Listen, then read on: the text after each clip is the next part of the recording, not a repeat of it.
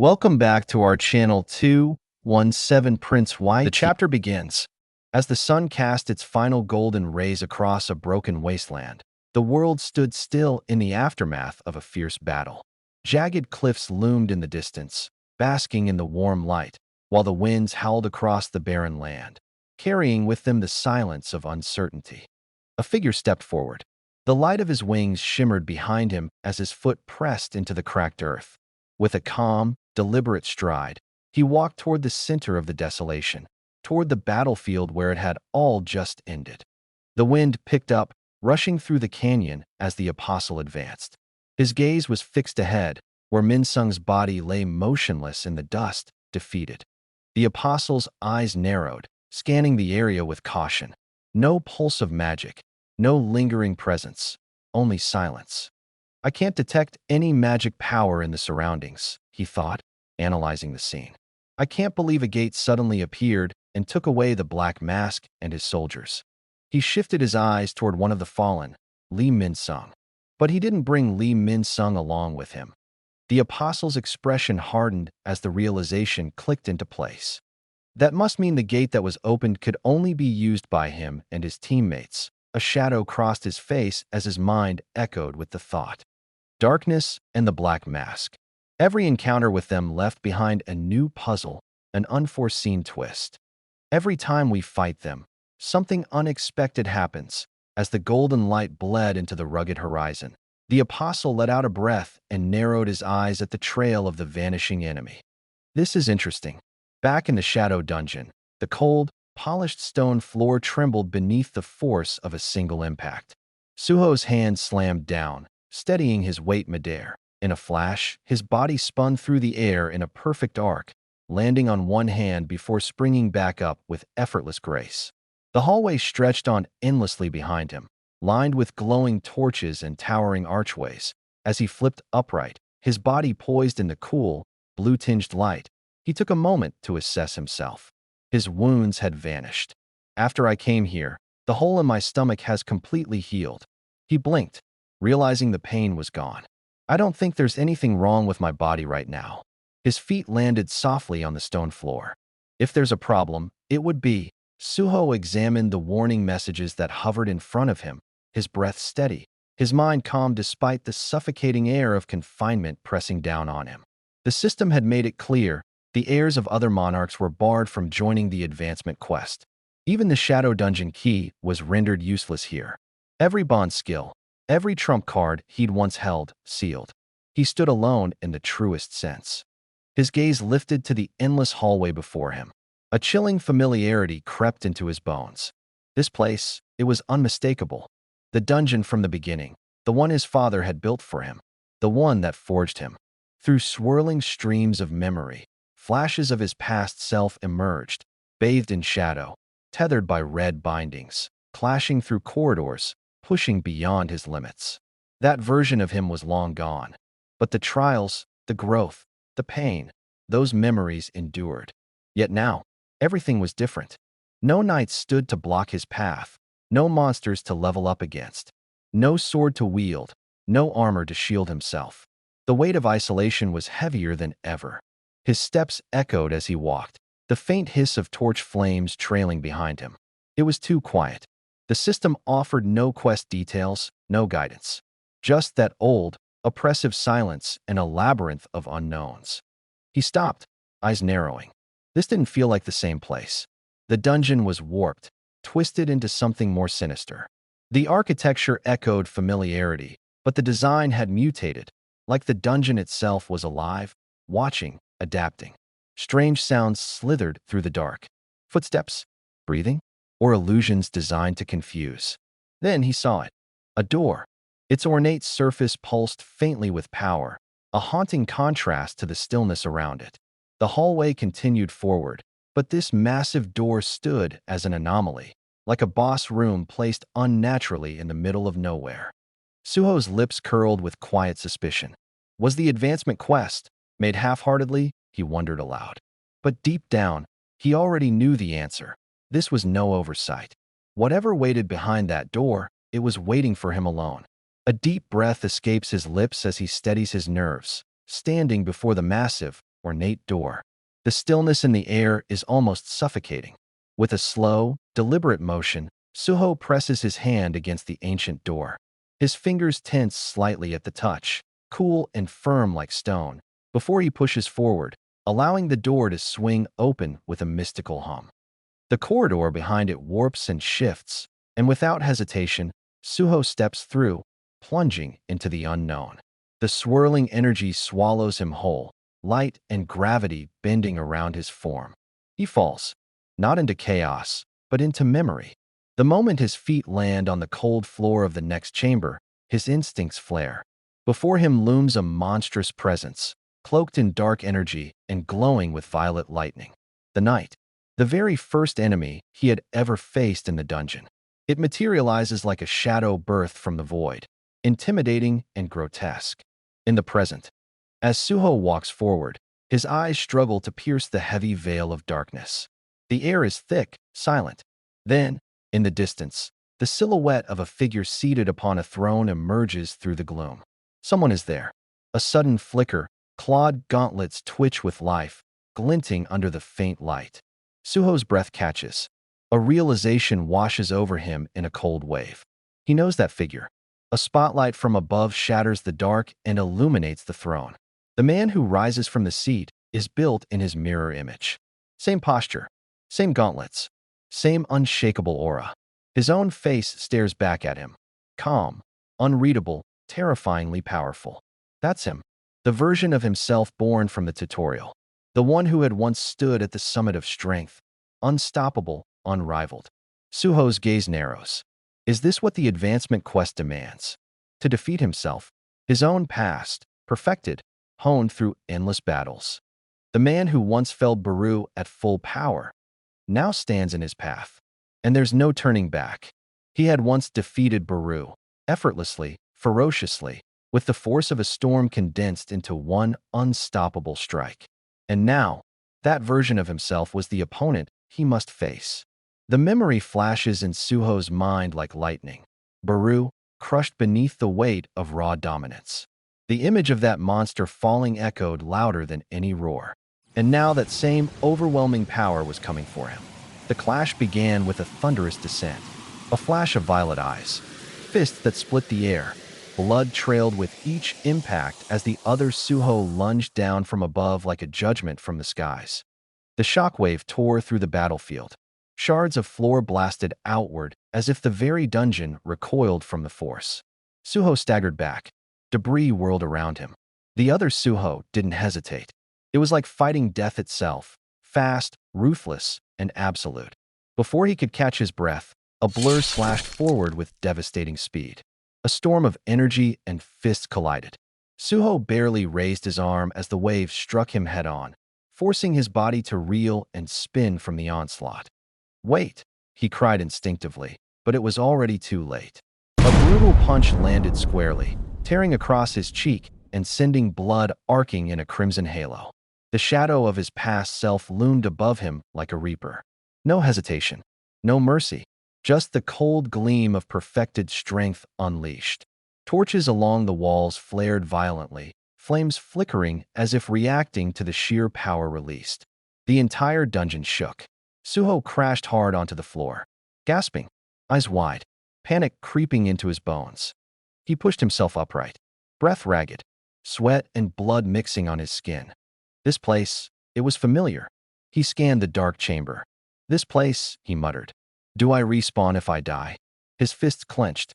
His chest tightened. Why did I find another me in the boss room? He stared into the void, trying to process the impossible. Could it be?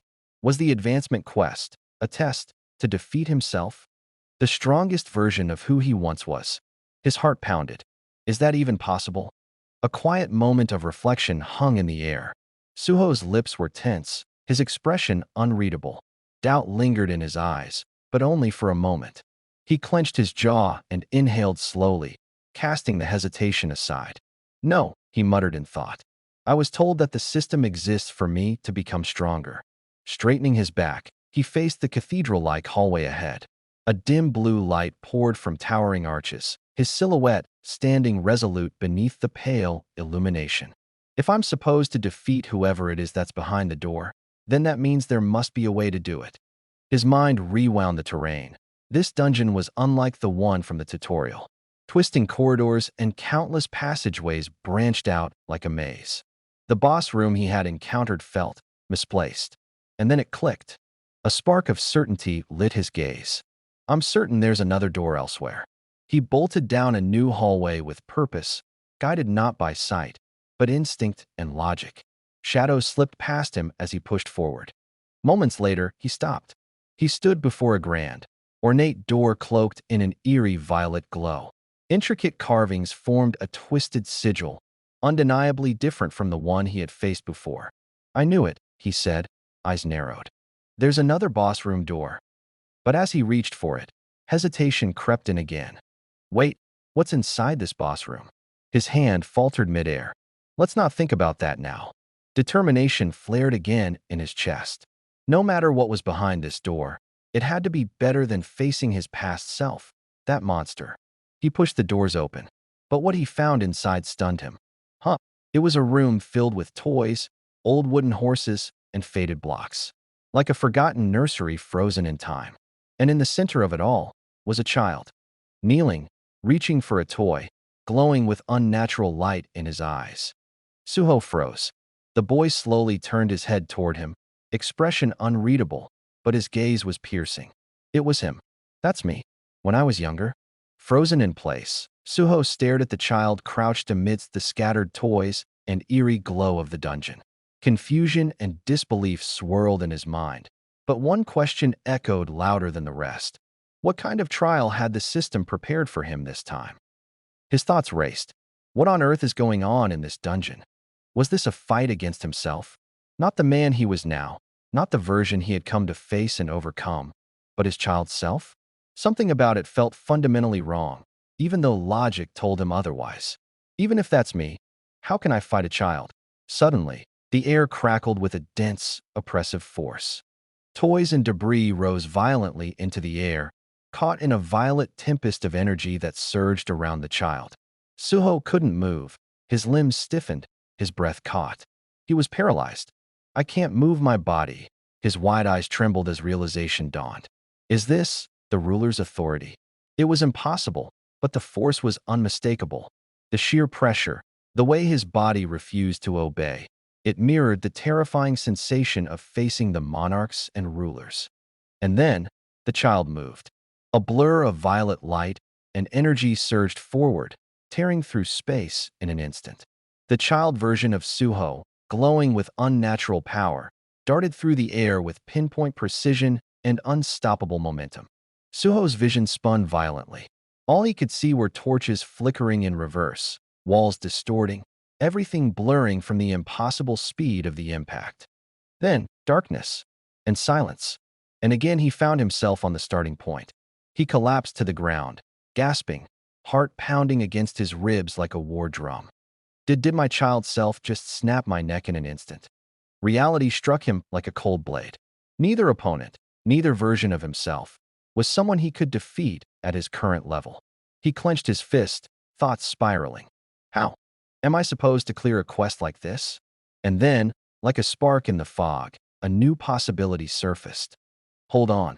If he was granted 3 lives within the bounds of this tutorial, and 2 have already slipped through his grasp, then what remains is but a single thread, one last chance.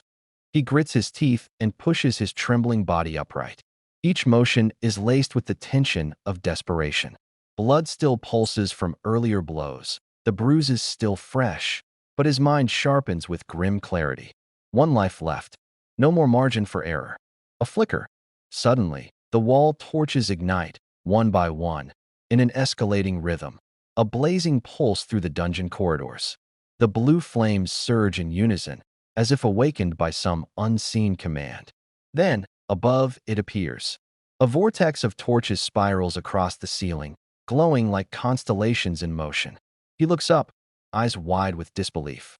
The spiraling script dances faster, casting ethereal light that turns the cold stone chamber into something celestial. Yet amid the wonder, dread seeps in. This isn't a sign of salvation, it's a warning. Then, A flickering alert appears before him. Notification: substance from another world. Due to interference, an error has occurred in the system. Another message bleeds through the static. Notification: please defeat the being behind the door with the remaining life you have been given. Being behind the door, 0 to 1. And then the final blow of truth. Notification: until your advancement is complete, you cannot leave the dungeon. No escape. No second chances beyond this one. Just one life left, and the weight of everything resting on it. A vast dome of glowing torches spiraled endlessly above, casting a cold blue radiance across the chamber. Suho stared upward, breath caught in his throat. Shock pulled the breath from Suho's lungs as realization began to dawn. Could these lights be more than decoration? Don't tell me. All these lights represent the number of lives that I have. He dropped his gaze, heart pounding, trying to process what he was seeing. The number, was it a blessing or a curse? Is that a good thing? A cold bead of sweat slid down his cheek. There was no time to celebrate. Despite the possibility of more lives, something was still deeply wrong with this place. But there isn't a way to level up in this place. A glitch flickered in the system. The same ominous message returned. Substance from another world. Due to interference, an error has occurred in the system. Suho's eyes narrowed. The reason I've been given such an irrational quest, is it because there is an error in the system? The same haunting notifications reappeared. Defeat the being behind the door. No retreat until advancement was complete. Suho clenched his jaw. In that case, there's no guarantee that those lights represent the number of lives I have. He exhaled slowly, regaining focus. But I can't give up here. Each step echoed through the hall as he forced his body to rise. The only way forward was through. My only choice is to advance. He passed through an arched corridor, shadows curling along the edges of the torchlit path. A maze unfolded before him. Passageways that seem random, and boss rooms that appear out of nowhere. He moved swiftly now, scanning the empty corridors for movement, for traps, for anything. There's a high chance that other boss rooms also exist. But one thought lingered as he pressed deeper into the labyrinth. The problem is that I don't know just how big this labyrinth is. Suho exhaled steadily, his steps calm as he murmured to himself that there was no rush. He had time, and if he just searched thoroughly, he'd eventually find the way forward. But then his words trailed off, halted by a creeping unease slithering into the air. He stopped, his body tensed. There was something watching. The hallway ahead was draped in darkness, but within it shimmered a faint, malevolent glint, like small eyes piercing through the fog. A low, almost comical squeal echoed. Out of the mist emerged a squat, strange creature. It looked like a toy at first, a small, disproportionate beast with jagged teeth and glowing pupils. But the moment it launched, all illusions shattered. And then young Suho emerges, his glowing eyes piercing through the air. Purple aura flickering across his body. The world spun violently as the corridor exploded into chaos. Shards of light, chunks of stone, and the explosive shock of impact blurred everything. Suho's eyes, wide, panicked. The beast wasn't just a toy. It was him. What is he doing here? Suho staggered back, his heartbeat thundering in his ears. Did he come out into the corridor through the door that was opened? No answers. No time. Only one thought cut through the noise. I need to run away. But the moment he turned, a blinding pain exploded in his leg. The sound of tearing flesh echoed through the hallway. Blood sprayed. His body crumpled. The enemy roared behind him, closing in like a storm. Suho grimaced, dragging himself forward. His mind reeled. Did my leg just burst from getting hit by a toy? No, this wasn't normal. Ruler's authority can produce such speed? The speed wasn't something he could match. Not in his current state. Not with a leg torn open like paper. How am I supposed to clear the mission like this? But even as panic surged, a new figure appeared. Energy gathered around his legs. The shadows crackled with red lightning. They aren't done yet. Suho sat frozen as the electric hum of the looming enemy surged with power, its figure cloaked in a maelstrom of flickering red lightning and deadly intent. The air around them grew thick with pressure, and Suho's breath caught in his throat. The other Suho radiated a brutal aura. each step punctuated by arcs of raw energy that cracked the walls with unseen force. His body screamed to run, but he could barely move. Eyes wide and heart pounding, he watched the beast's mechanical glare glow brighter, the tension surging through his limbs until finally, words broke free in a low, shaken breath. "This is absurd." The other Suho launched forward like a thunderbolt. Suho didn't see the kick, only the devastating aftermath. His body flew across the hallway like a broken doll, the sheer impact of the strike tearing through his defenses and slamming him into the cold, cracked stone. A moment of silence followed, then a single, soft exhale. "Who?" Staggering back to his feet, Suho clenched his jaw in growing disbelief. "It's totally cheating for the bosses to be roaming the corridors." He pressed a hand against the wall, thoughts racing. How could it be this difficult? Did Dad also go through an advancement quest like this? His fist tightened. Yet through the haze of pain and uncertainty, one thought grounded him. The fact that I'm still alive means all those numerous lights represent the number of lives I have left. His eyes lit up, not with fear, but fierce determination. If the condition to clear this mission is to defeat the being in the room, then he didn't need to fight these hallway monsters. "There's no need for me to fight them," he whispered. "I just need to keep challenging them and find a new room." The other Suho struck again. Blood sprayed across the corridor as Suho was hurled through the air, his body broken again, but his spirit unshaken. "It was okay. It's okay even if I die." And then again, young Suho hand lit with power as he threw Suho forward once more. "I have nearly unlimited lives, after all." He'd die again and again, but he would not stop. "If I just keep challenging endlessly." But just as the weight of determination began to harden into resolve, a terrifying thought clawed its way into his mind. What if there is no other boss room? What if, due to some unseen system error, he's trapped? Frozen in the cold silence of the corridor, he sat hunched in the middle of the tiles, the dim light barely reaching his shadowed form. The thought echoed louder than any roar. Infinite lives and enemies he could never overcome. No growth, no reward, no path forward. An endless loop in a world that refused to let him level up.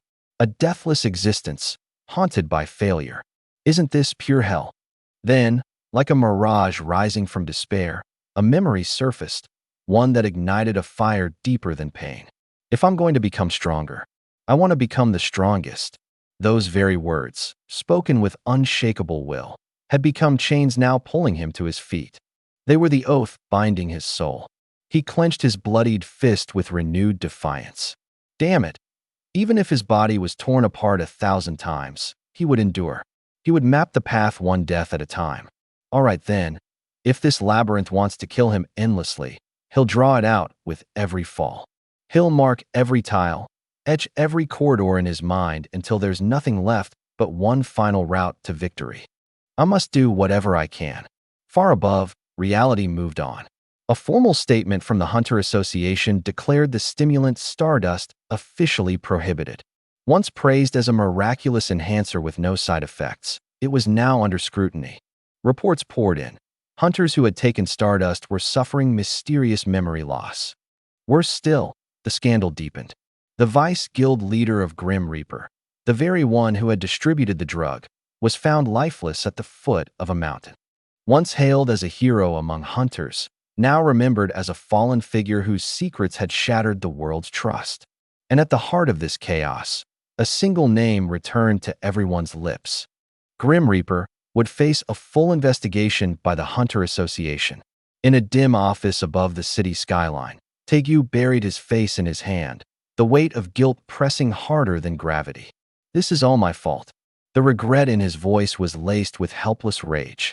"If I didn't lose Lee Min-sung back then, this wouldn't have happened." Across from him, another hunter's voice cut through the silence. Calm but sincere. "Hunter Tegu, please don't blame yourself too much." But in his heart, the burden was already carved too deep. Tegu leans forward, fingers interlocked before his lips, eyes shadowed with concern. His voice is low, uncertain. There's something else gnawing at him, a detail he can't shake. When he found Min-sung, the man didn't look right. Not just altered, unnatural. The Min-sung he once knew lacked any skill that could manipulate appearances. Next to him, Hunter Choi narrows his eyes. The glint behind his glasses sharpens. Could it be the work of stardust? Taegu exhales, frustrated. He doesn't have the answers, but the possibility lingers, toxic and real. The conversation turns to the hunter in the black mask, the one who battled Minsung. Suspicion rises like smoke. Could that mysterious hunter be the true culprit? Could he be the one who ended Lee Minsung? Hunter Choi's expression stiffens. A memory surfaces. One of the miners in the raid party never made it back. Missing, quietly erased from the aftermath. He recalls the name, Sung Suho. Flicking through files, they find the registry. Sung Suho, D-rank hunter. But now, under this fog of suspicion, he may not be what he claims. Could he be a fraudulent registrant? Can I see his picture? The question comes from another man in the room. The voice is calm, yet edged with something deeper. The figure steps into the light. Cold eyes. Silver hair. The room seems to still as he is addressed. Hunter Park Dujin. He's handed the photo. In it, a young man stares forward. Black hair, calm demeanor. The face of Suho. Meanwhile, across the room, a quiet voice in the dark murmurs what the others fear to say aloud. There's a high chance that Suho is the Black Mask Hunter. But now, he's missing again. The image fades, dissolving into white. And with rising unease, a final thought forms. Hunter Sung Jinwoo. Just what in the world is happening to Suho? The photograph trembled slightly between two fingers. A voice echoed in the silence, veiled in uncertainty but heavy with emotion. I hope he's safe. The words hung in the air like a prayer clinging to the last strand of faith. Park Dujin stared at the picture, his lips curling into a chilling smile. A low chuckle escaped him, quiet yet unsettling, as if he knew far more than he let on. Far away, in a place untouched by sunlight, Suho sat in silence. The rhythmic drip of blood hitting the floor became the only measure of time, each drop painting the familiar crimson spiral with haunting precision. The blood trails wove themselves across the stone, twisting like runes carved by suffering, again and again. It was not the first time. It would not be the last. He walked slowly now, step after step toward the heart of the labyrinth, his eyes dull with exhaustion, but unwavering in resolve. Beneath the glowing chamber ceiling, patterns of light flickered like stars above a battlefield, illuminating the grotesque artwork his own blood had carved over countless resurrections. The spiral, once a symbol of strategy, had become a record of his torment. But Suho did not falter. His expression had hardened into something unbreakable. Even as the blood pooled, even as failure greeted him on every return, he rose again, dragging his broken body to the edge of strength. He leaned back against the wall, the cold stone embracing his spine, a moment of rest stolen from the void. His hand hovered near the next marking, trembling not from fear, but from unrelenting will.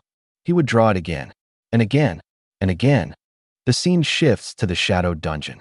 Amit loomed beneath the fractured ceiling, his jagged teeth bared as a mocking snarl escaped his lips. Sparks cracked around him as his deep voice echoed into the shadows.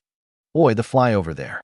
His massive arms folded as he gazed at the frantic pacing of the insectoid lieutenant. The young monarch won't come back just because you're flying in circles. Calm down a little. Baru's wings buzzed furiously, his golden eyes wide with torment, flickering like unstable light. Beneath him, the companions watched in silence as Baru hissed in despair. You're such a cold-blooded reptile. We don't even know where he is right now. How am I supposed to calm down? The buzzing intensified. Young monarch, I'm so worried that I can't sleep. He clutched his head and shrieked as if his very circuits were unraveling. The pain of helplessness, of being left behind, was consuming him. Essel let out a heavy exhale.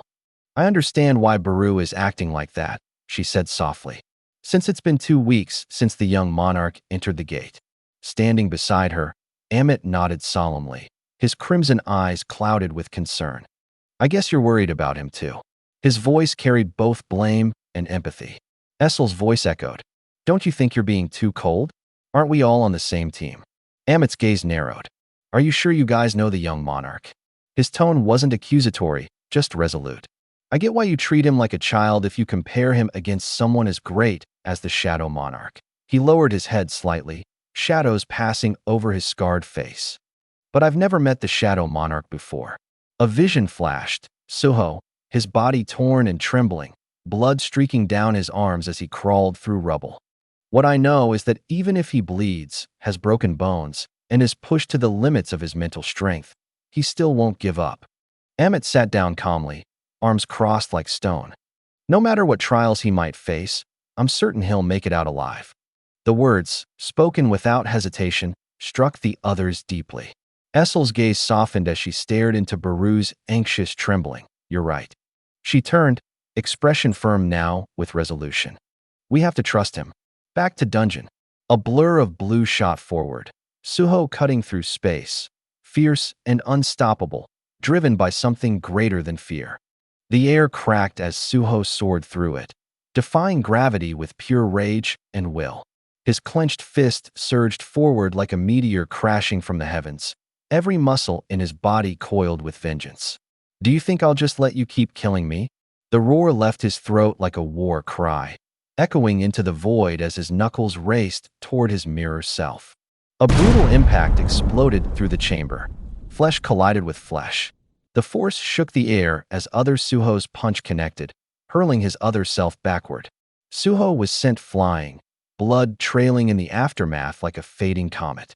Then again, his body twisted in freefall, slamming against the wall with a splatter. The hallway trembled with the aftershock, debris scattering beneath the massive blow. But Suho's expression remained grim. He braced himself as he plummeted, his body coated in bruises, yet his spirit remained unbroken. Fury and desperation fused within his lungs as he screamed into the void, hurtling down with unstoppable speed. Then, another impact. His body crushed into the crimson-lit floor with enough force to send tremors through the stone. Blood pooled outward like ink spilled over paper. But even death could no longer startle him. Inside the endless cycle of rebirth and suffering, Suho had lost count of how many times he had died. But this time, there was something different. As his mind pieced together the fragments of each defeat, he began to notice patterns, status windows, names, abilities. And then it clicked. The one wielding psychic energy with devastating precision, it wasn't some enemy. It was himself, a younger version. The baby seated on the floor, glowing with raw power. That child was him. Despite his tender age, the baby version of Suho bore the maxed-out skill level of ruler's authority, a terrifying force hidden in a child's frame. And then there was the other, the one whose blows broke bones and shattered will. The one he encountered during his first steps into this hellish tutorial. His mirror, his tormentor. Sung Suho, level 99. Class, Soul Striker. A monster born of him, yet so far beyond. Suho's body dropped yet again, colliding with cold stone, eyes fluttering open only to find himself facing another trial. He gasped for breath, rising quickly, already bracing for another fight. But instead of fear, there was clarity in his stare. This wasn't just suffering anymore. It was evolution. As he dashed forward once more, fury lighting his bloodied path, he whispered to himself a single truth. He was getting used to dying. And with every death, he was drawing closer. The sound of a body crashing against the stone floor echoes once more. Suho's blood paints a dark stain beneath him, yet his resolve only hardens with each fall. He knows this strange numbness to death is something he can't afford to carry beyond this place. Not in the real world. He rises, wounded but determined. To survive here, he must treat every breath as sacred, every second as precious. Countless deaths, endless failures, each one carving away his hesitation, reforging him stronger, tougher. In the faint glow of this relentless dungeon, Suho stares at the only corner he hasn't reached, a place untouched by his countless attempts. He stands amid the blood-drawn maze that maps his struggle and draws a conclusion. If no door exists, then the only way forward is through them, through every enemy that bars his path. He clenches his fists. A strange realization clicks into place. Each reset brings him face to face with the enemies faster, almost as if they're anticipating him. Blocking one direction deliberately, he exhales sharply, eyes locking onto the shadowy figure that manifests once more. He's appeared again. High above, little Suho descends, An ambush that feels more like a guardian of the path. Suho's eyes flash with clarity. It's not random. It's deliberate. He thinks it's trying to stop him from heading this way. He rockets forward, piercing through the air, the same force surging through him again. The invisible hand of ruler's authority. But this time, he pushes it further. If he surrounds not just his body, but his entire path with the same power, maybe, just maybe, he might finally break through. Suddenly, a blinding strike tears through the air as Suho barrels forward. The pressure sends books, blocks, and toys hurtling as if caught in a storm. The baby Suho's mouth opens in a silent scream. But something shifts. His expression hardens. His small frame steadies. And though he's still wide-eyed, there's clarity now, instinct. Chapter end here. For more, like, share, and subscribe.